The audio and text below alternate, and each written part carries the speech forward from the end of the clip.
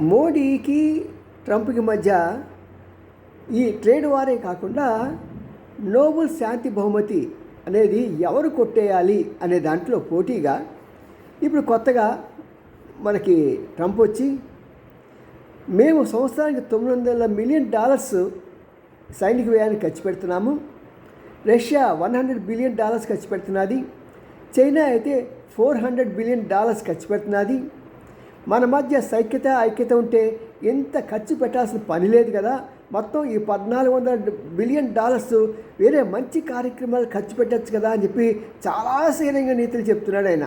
అంతేకాదు ఈ డబ్బు మొత్తం తీసుకెళ్ళి మనం ఎవరైనా మంచి దేశాల మంచి పథకాలతో ప్రపంచ అభివృద్ధి చేద్దాం అని ఒక చక్కని నీతి వాక్యాలు కూడా ఈ మధ్య చెప్తున్నాడు. ఇదంతా దేనికోసం? నోబెల్ శాంతి బహుమతి కోసమా? ట్రంప్ గారు గుర్తుంచుకోండి సార్, మోడీ గారు పక్కన పోటీగా ఉన్నారు ఆయన.